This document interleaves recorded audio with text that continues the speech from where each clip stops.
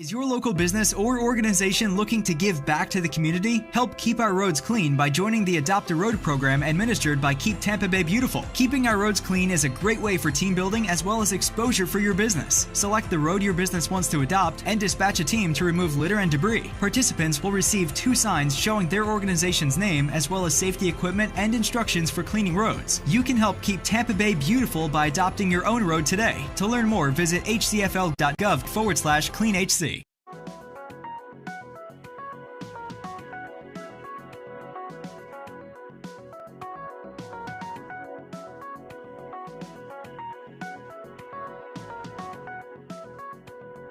These are the jobs you may not see every day, but just know we're working hard to make Hillsborough County a better place to live, work, and play. Subscribe to our YouTube page for more great county-related videos, only on HTV.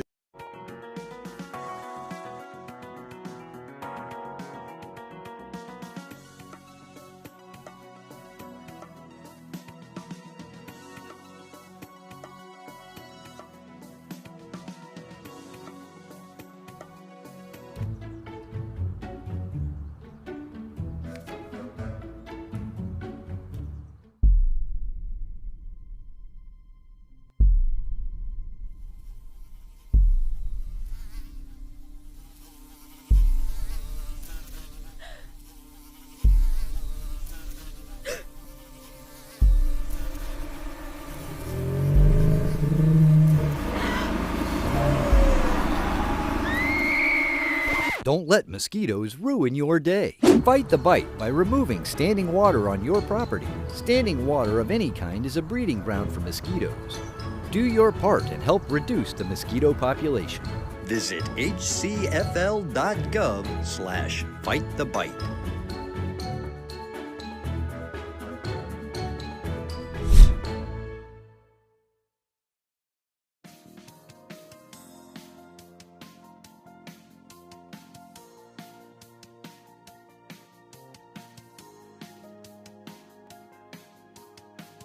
So you have now completed your emergency plan for your family. How about a plan for this family member?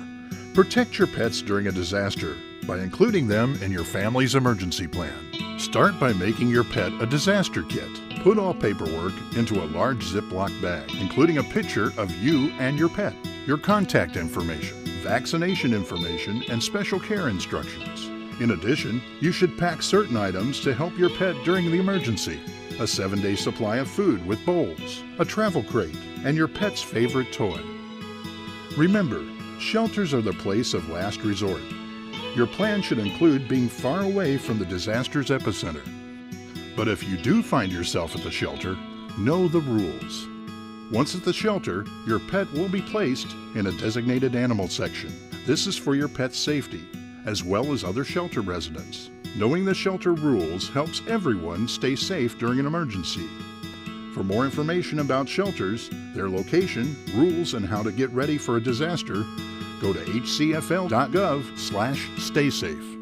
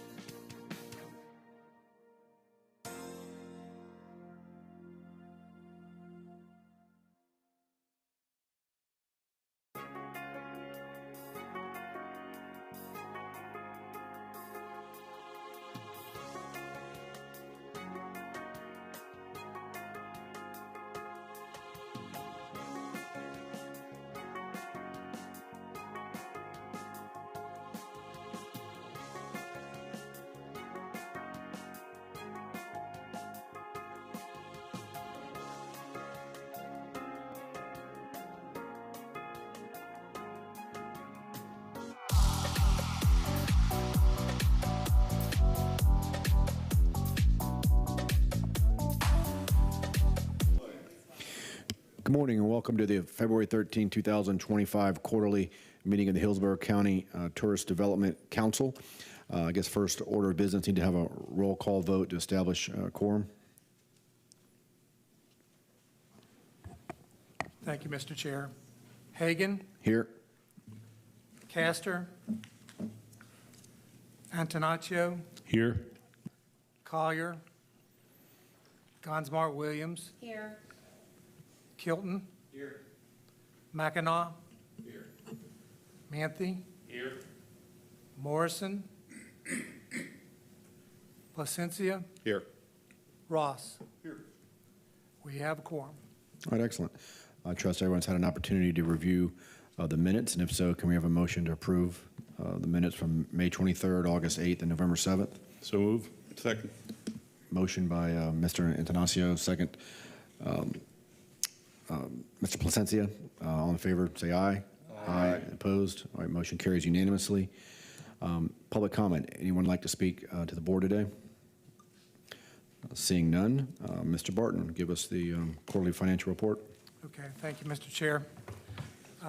You'll see on the first page of the financial report, if we can pull that up, the first quarter financial statement for the 3-cent portion of the tourist development tax.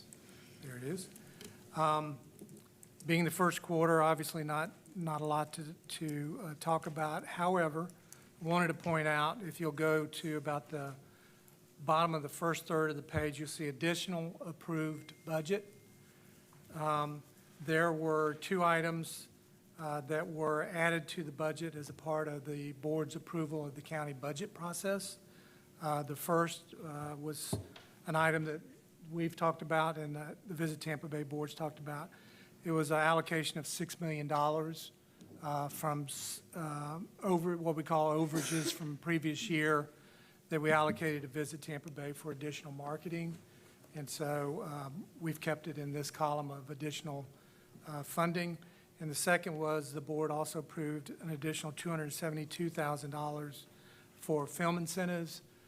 Conversations with Tyler late in the process, but indicated that they were going to have a full film opportunity versus just segments or commercials. And so the board allocated some additional funds because that incentive is going to be a little bit larger. And in fact, that incentive will be going to the board next week.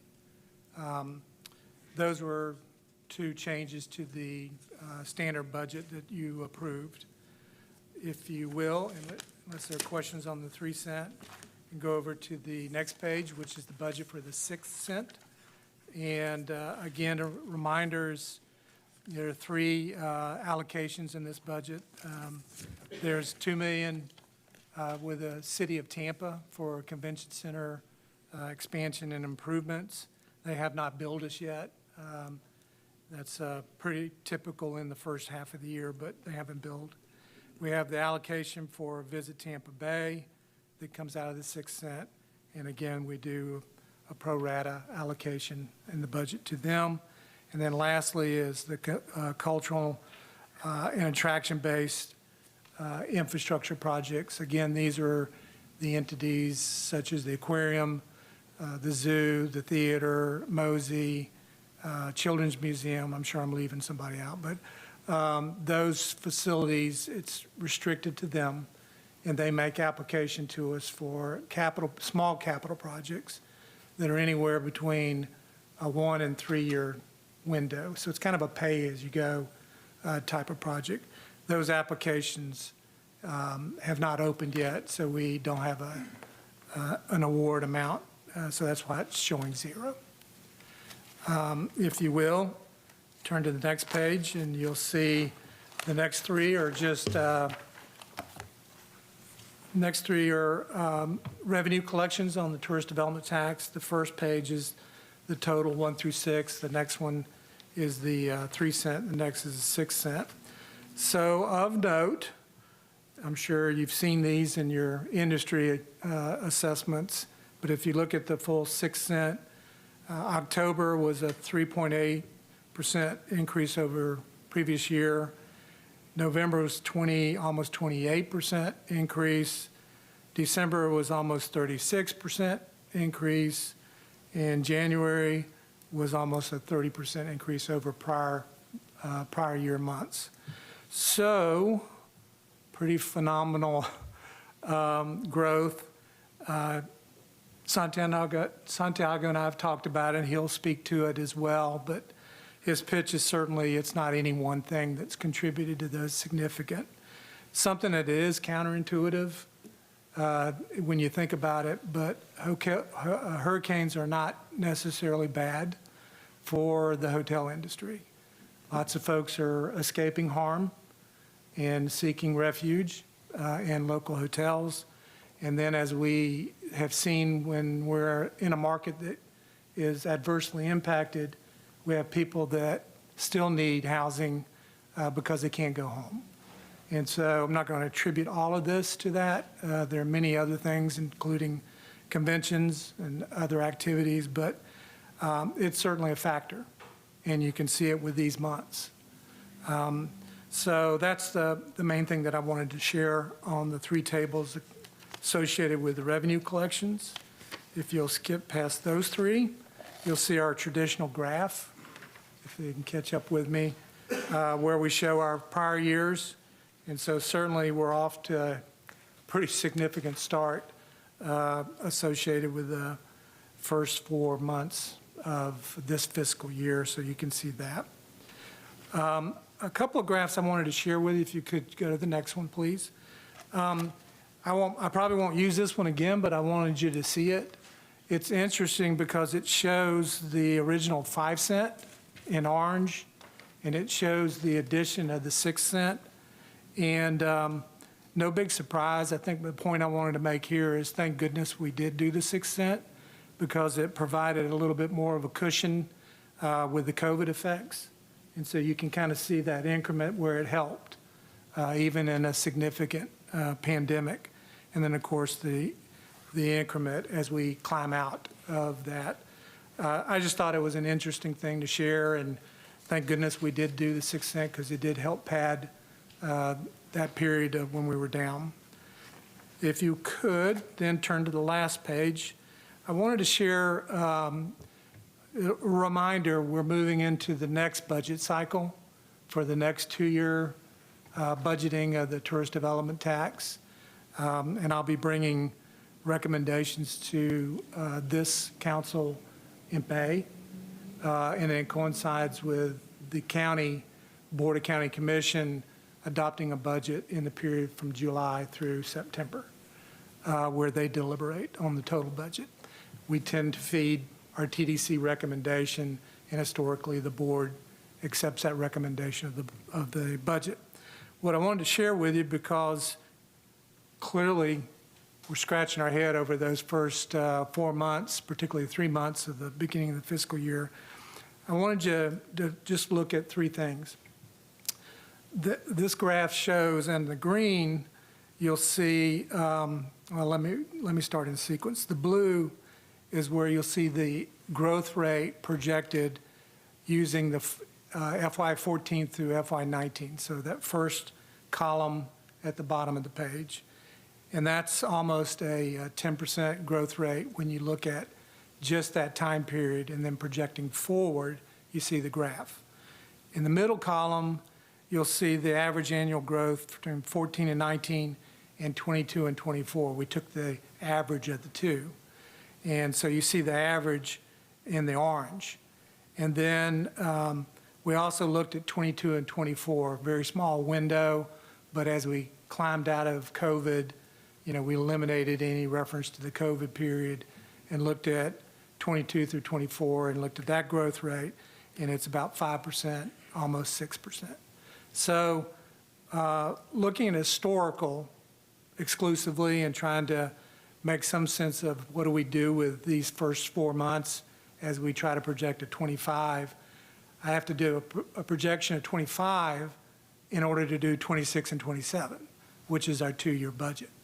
So that's what I'll be bringing to you in the May meeting as well. I'll give you a preview. Not obviously going to be doing 20% increases over the budget, but one scenario could be where I look at all three of these growth rates. And so could be that I bring 25 in at 10% or 9%, and then I bring in 26 at the 7 or 8%, and then I bring in the 27 at the 5 or 6%. So trending down, but recognizing that we're off on a roll again.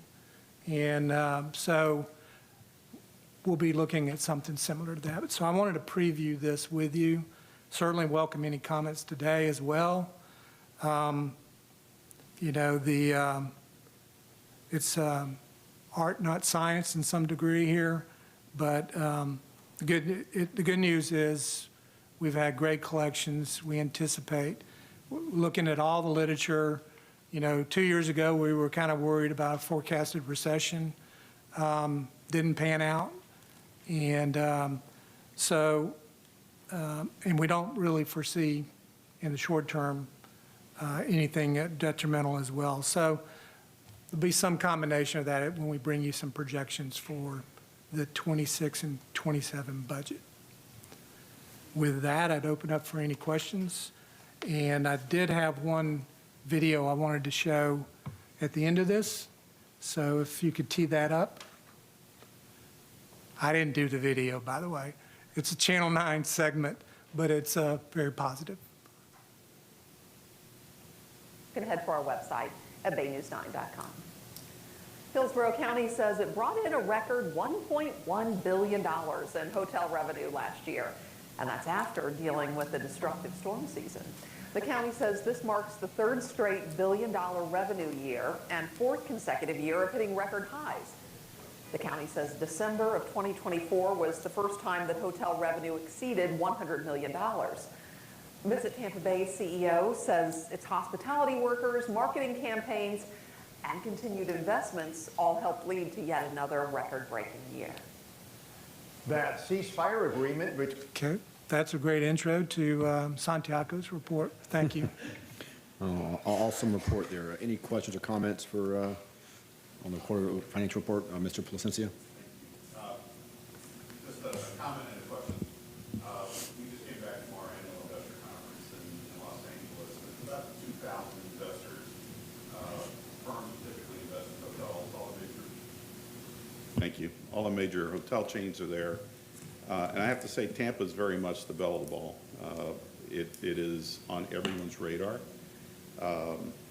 There's a lot of positivity that we can talk about here that Santiago's about to discuss. But I bring that up because if we are considering expanding facilities, if we're expanding convention center, if we're adding hotels, now's the time to do it.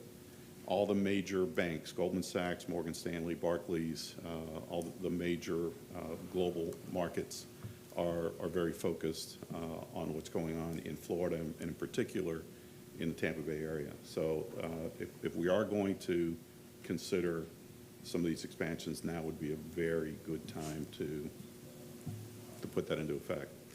I do have a question for you on the cultural and attractions-based capital. It's about $5.5 million.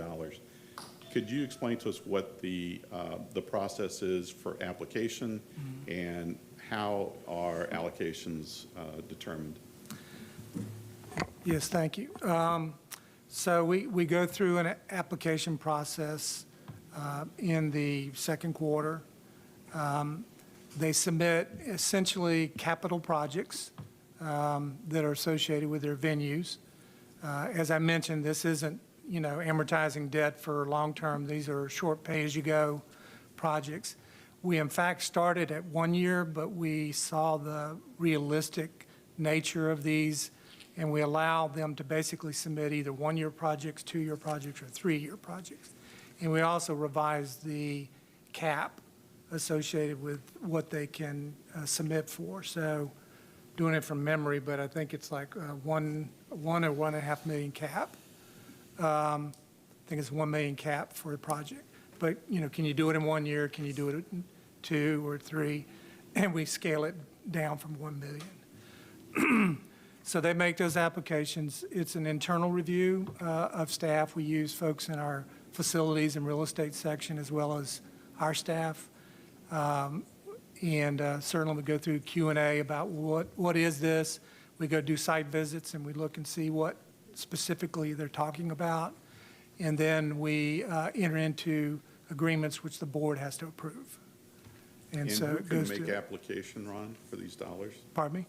Which organizations can And so apply for these yes, dollars? so we limited it to our key cultural assets. Again, got to do it from memory, but aquarium, zoo, Straz, Mosey, Children's Museum, Art Museum, History? History Museum. Thank you. 7 only, but those 7 can participate. Thank you. Yep. Appreciate it. Any other questions, comments on the financial report? Yeah, Mr. Matthew? Just one comment when you're looking at forecasting. I mean, some of these numbers are awesome. I think you really just need to do a detailed analysis on new inventory that was added in some of those years. You know, in our business, we call it the JW effect downtown. That's really had a positive impact on us as attractions and restaurants and whatnot. And then also look at the hurricane impact as well, because last thing we want to do is put a forecast out there where we're not matching the growth in inventory that we experience with these growth percentages here. So that's all I have to say. I'm very attuned to your concerns, and we did a scenario even with current collections for this year, and we zeroed out the rest of the year, and it still comes out at like, 5.6% if you have no changes over prior year months for the remainder of the year. So, yeah, what do you do with that, right? But, and then there's just math. You have an inventory, you have a theoretical maximum occupancy, because you're not going to run at 100% occupancy in a venue. And when we looked at it, Santiago and I looked at the numbers, and at least for that time period, it's phenomenal. And you look at our peer set for these last 4 months compared to our peer set, feel bad for them. And we had a hurricane, 2 of them. So, but yes, sir, I agree. Mr. Morrison? I think Ron just answered my question, and Troy hit the point that modifying whatever our forecasts are going to be to allow for, on one hand, inventory, but on the other side, listening to the hotels along what we call the Brandon Fairgrounds corridor, the impact of the hurricane was substantial. And they talk about having to balance what they describe as their pre-storm reservations, who were at first anticipated not coming to the market, but all of a sudden we weren't hit.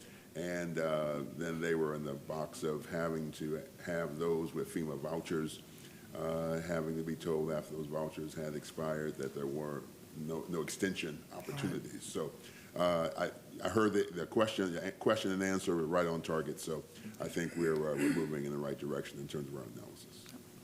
All right, can we have a motion to accept the financial report? Motion, Mr. Manthe. Second, Mr. Morrison. All in favor, say aye. Aye. The motion carries unanimously. Mr. Carrata, good morning. Good morning, Honorable Council. You know, generally I'm an excitable guy, but I'm like I'm going to have to temper my excitement today because I really want to savor this first quarter. I know we all have things to do, so Ron told me don't get too excited and drag on too long savoring, but the numbers are phenomenal, and I'm going to tell Mr. Barton we're not zeroing anything out the rest of the year because we have sneak peeks into what's happened.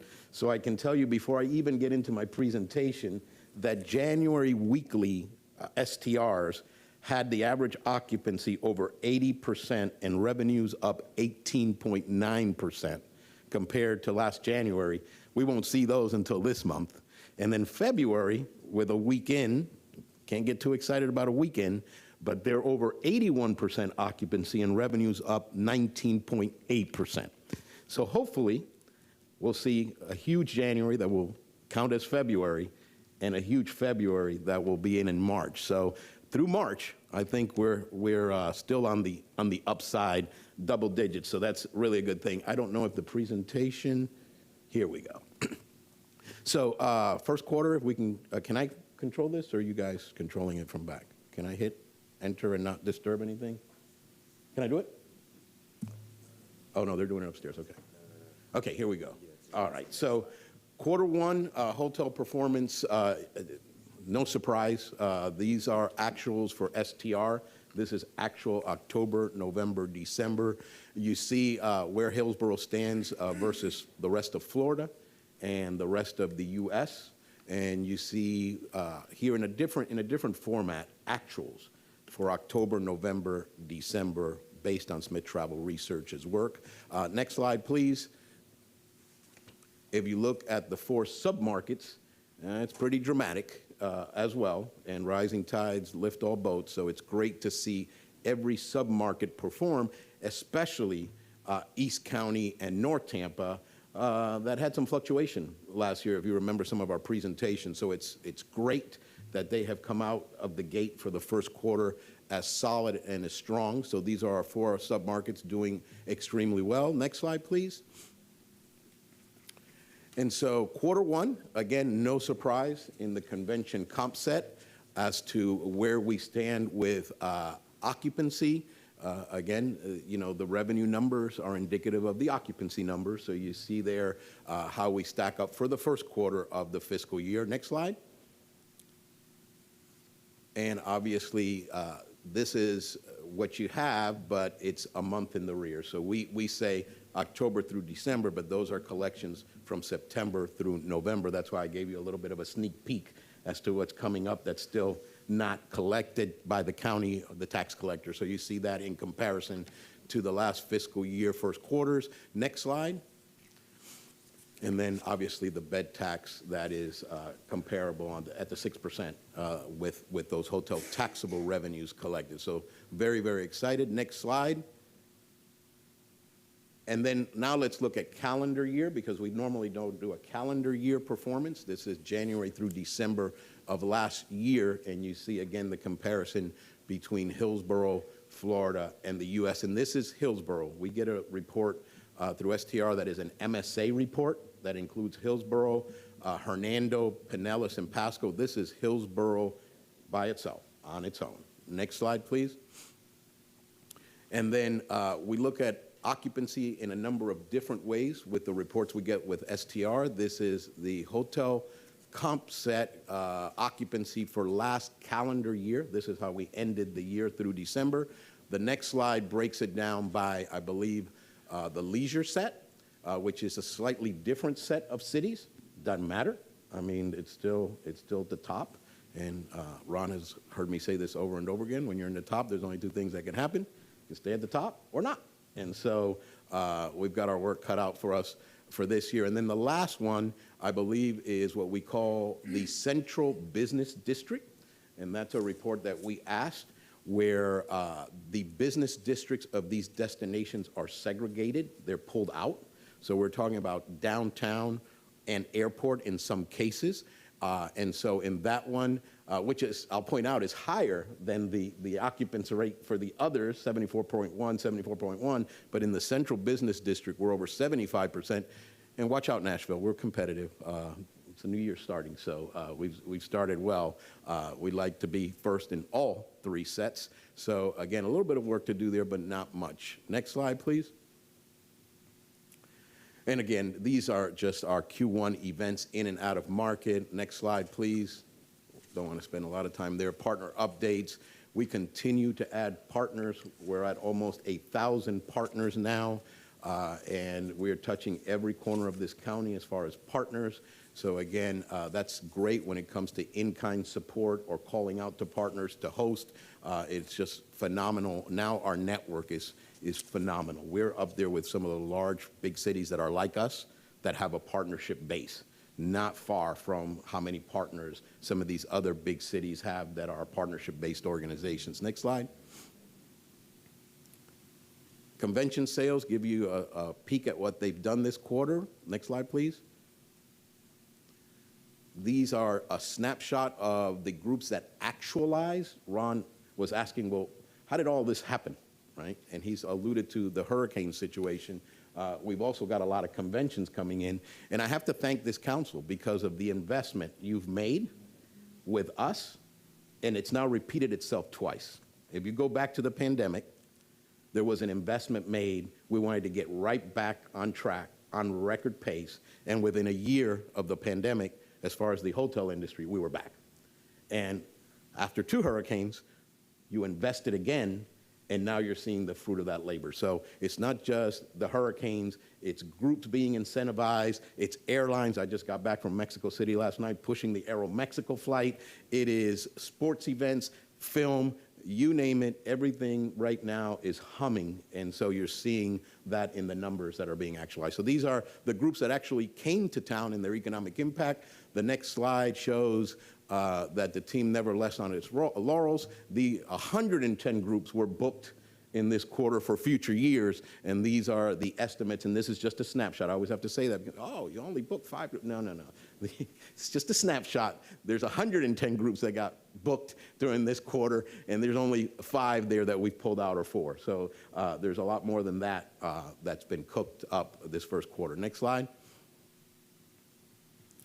And then again, this is the team on the road, a lot of multicultural business development. Next slide, please.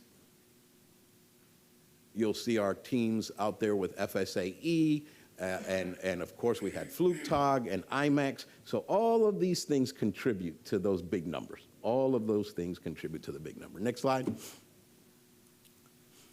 And then we keep launching great programs. This meeting the moment, we're finding that lots of groups, when they come and visit a city or a destination, they want to leave a legacy behind. They want to build homes. They want to contribute to food pantries. They want to contribute to education. So we're going to honor them with this meeting the moment, whether it's sustainability or making our community better. It also highlights the incredible power of tourism on local destinations, because what we don't want is our people to feel that we're over touristy and there's a negative impact. So this is a way to bring light to the great things that conventions, meetings, groups that come to town do, and we see it over and over again. I think we're the only organization that's really gone out to do this, to make sure that they're recognized and that our locals understand the positive impact of visitation. Next slide. This is a slide from November, I believe, that speaks to the amount of convention, business, and groups that we're starting to see looking at our destination. So you see there, comparatively speaking to other destinations, I think that's why Ron said he felt sorry for some folks. He got a sneak peek of this slide, but you see there how incredibly strong our destination is. Next slide. And then marketing, obviously. Next slide, please. When you look at the $6 million that were invested in being ready, because the perceptions were that the hurricanes had made us unready, and we wanted to make sure they understood we were ready. You see there Tampa Bay ready to play, ready to thrill, ready to dine, ready to meet, ready to anything you're thinking of. We've really, really tagged it with these campaigns throughout the country. In fact, while I was in Mexico, we were getting images of our stuff in Chicago on the subways, on the wallscapes that people were taking and sending back to us. So very, very active with the dollars that were invested to continue seeing the growth that we like and that we're experiencing. Next slide. And this is some of the creative that you see. You know, we're about telling the Tampa story and creating content out of what is here. So these are some of the images that people are seeing around the country and in fact around the world. Next slide. And we'll play this really quick. It's a short video. Said I'm all about it. Yeah, I'm all about it. Said I'm all about it. Yeah, yeah, yeah, yeah, yeah, yeah. I'm all about it. I'm all about it. I'm all about it. Yeah, yeah,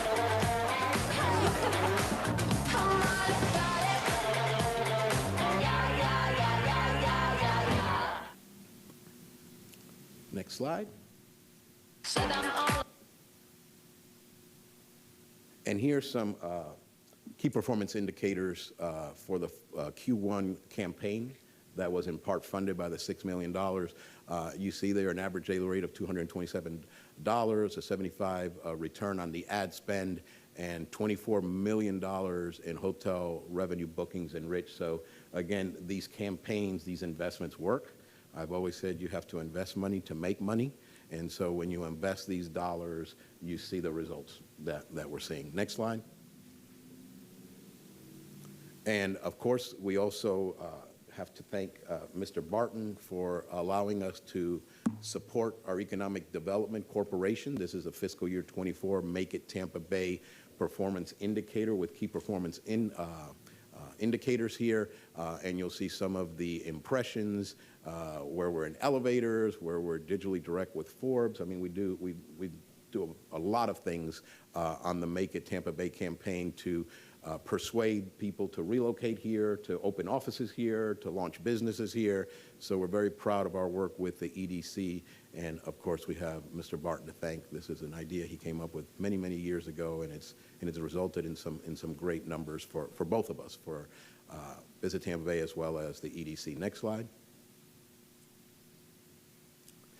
And then you came up with another great program a few years ago, Mr. Barton, with corporate transient and small group. And here are some of the results of those. And quite honestly, our team is very, very happily surprised.